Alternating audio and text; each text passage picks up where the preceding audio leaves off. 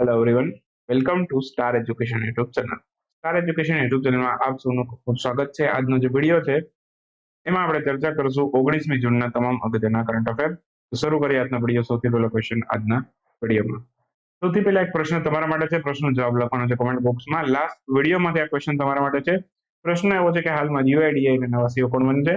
ઘણી બધી ચર્ચાઓ કરી હતી, જેમ કે યુઆઈડીએઆઈ ની સ્થાપના ક્યારે થઈ હતી, યુઆઈડીએઆઈ કયા મંત્રાલય અંતર્ગત કાર્ય કરે છે, યુઆઈડીએઆઈ છે બરાબર એનું પૂરું નામ શું છે. આવા ઘણા બધા ટોપિક છે જે પરીક્ષાની અંદર તમારા માટે પ્રશ્ન નીકળી શકે છે.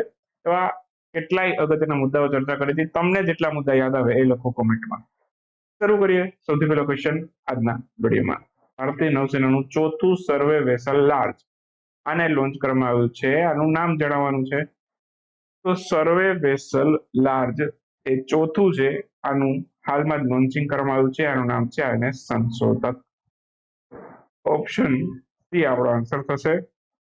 હાલમાં જ ભારતનું ચોથું સર્વે વેસલ લાર્જ છે તમિલનાડુના ચેન્નાઈના કટ્ટુપલ્લી ખાતે ત્યાં લોન્ચ કરવામાં આવ્યું છે. આનું નામ છે આઈએનએસ સંશોધક. ક્યાંથી લોન્ચ કર્યું એવું પણ પૂછે. તમિલનાડુમાં ચેન્નાઈ ખાતેથી કટ્ટુપલ્લીમાં. ક્લિયર? આને બનાવ્યું કોણે છે? તો આને બનાવ્યું બે કંપનીઓ મળીને, જીઆરએસસી એટલે કે garden reach builder engineers limited અને લાર્સન એન્ડ ટુબ્રો બંને મળીને બનાવ્યું. કુલ આવા 4 જહાજ બનાવે છે સાહેબ.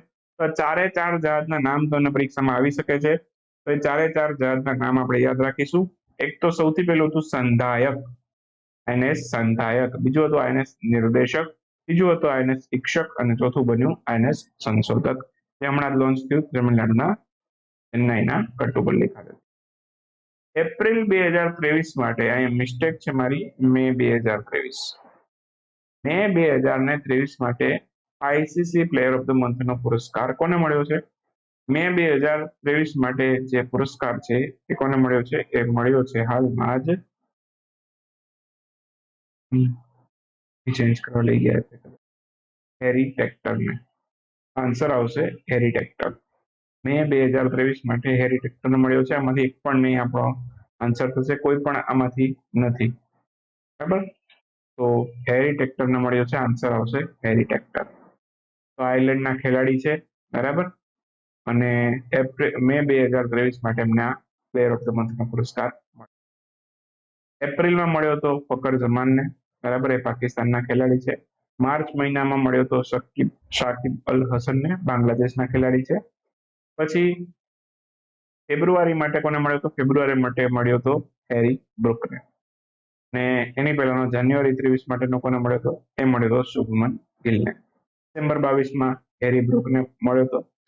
નવેમ્બર 22માં જોસ બટલરને અને ઓક્ટોબર 22માં વિરાટ કોહલીને, તે ભારતના ખેલાડી. બાકી સૌથી પહેલો ICC player of the month કોને ગયો હતો? એ ઋષભ પંતને મળ્યો હતો. બરાબર? ઉત્તરાખંડ રાજ્યના ખેલાડી છે અને ભારતના છે. બરાબર?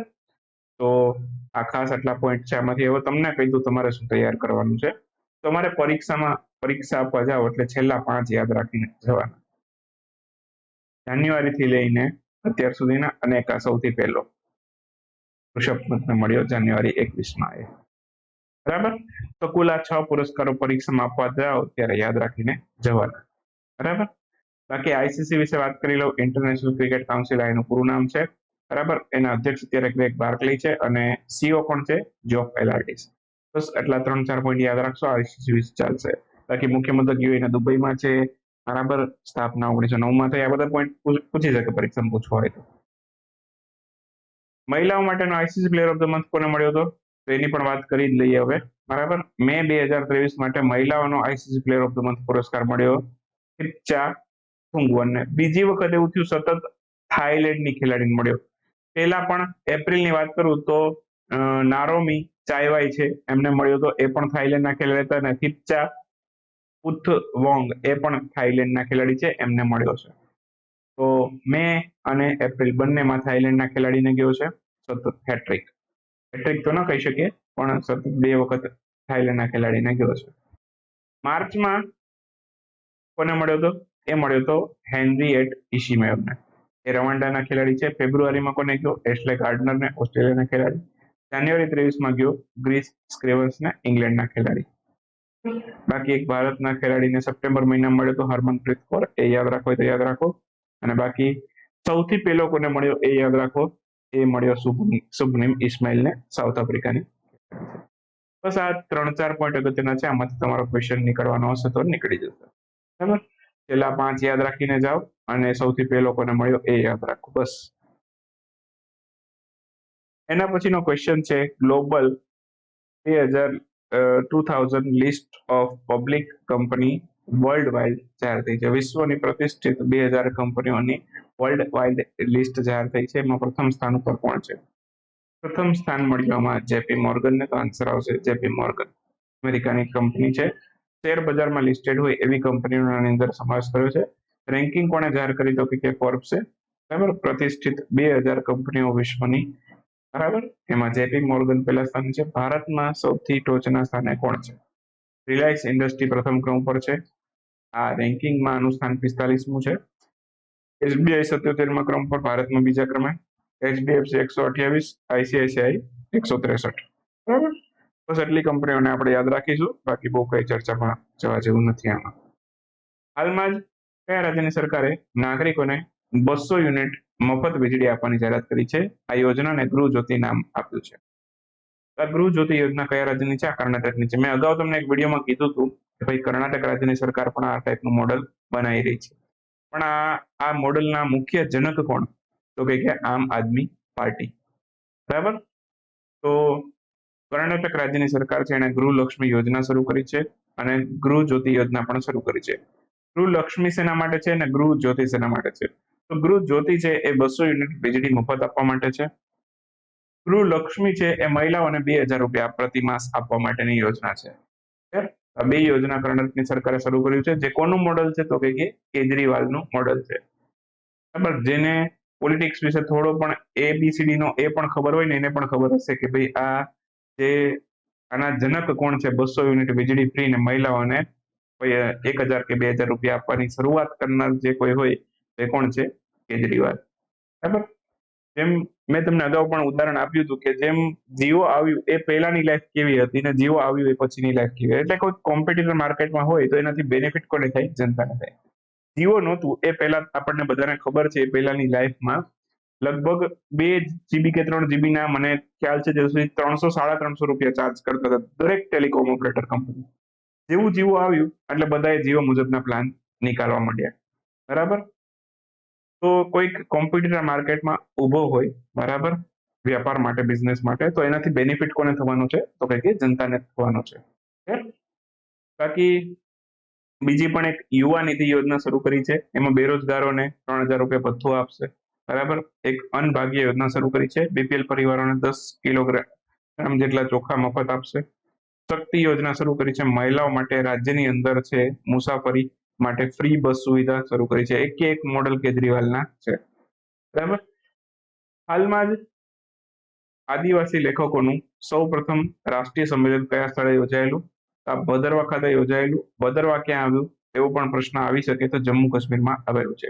તો જમ્મુ કાશ્મીરના ભદરવા ખાતેથી આદિવાસી લેખકો માટેનું, જો અહીંયા અંડરલાઈન કરું છું, આદિવાસી લેખકોનું ભારતમાં સૌથી પહેલું રાષ્ટ્રીય સંમેલન થયું છે જમ્મુ કાશ્મીરના ભદરવા ખાતે.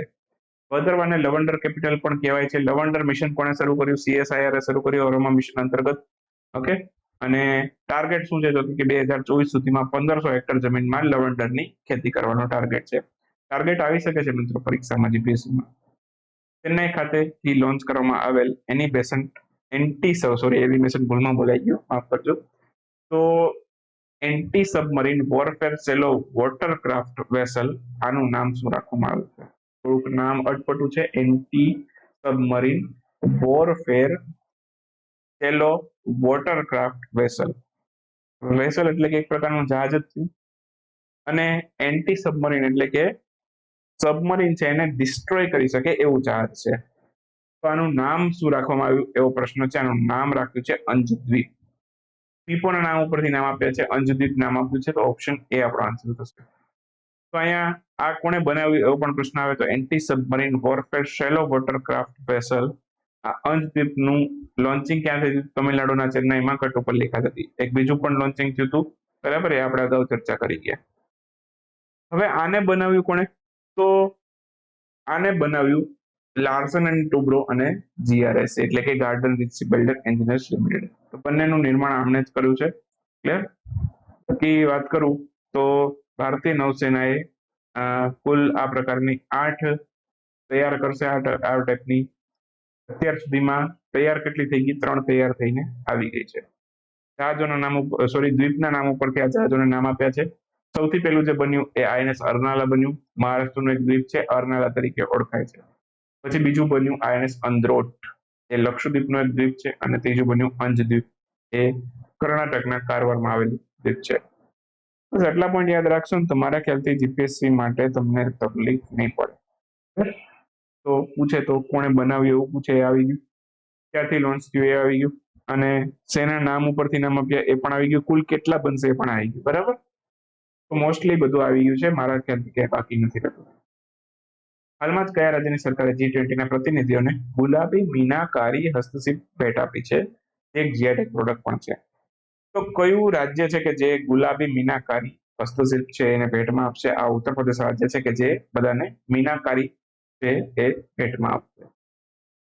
તો મીનાકારી હસ્તશિલ્પ છે એ કોની દેન છે? તો કોના શાસનકાળ દરમિયાન, કયા વંશના શાસનકાળ દરમિયાન આ વિકસિત થઈ હતી? યાદ રાખજો, મુઘલ શાસન દરમિયાન આ વિકસિત થઈ હતી. આનું મુખ્ય જે કોઈ શહેર હોય મીનાકારી માટે તે વારાણસી છે ઉત્તર પ્રદેશનું, અને GI ટેગ 2015માં મળ્યો હતો. બસ એટલા પોઈન્ટ યાદ રાખશો. 4-5 પોઈન્ટમાં તમારા ક્વેશ્ચન આવી. અપ્રિય ભાષણનો સામનો કરવા માટેનો આંતરરાષ્ટ્રીય દિવસ આ ક્યારે ઉજવાય છે?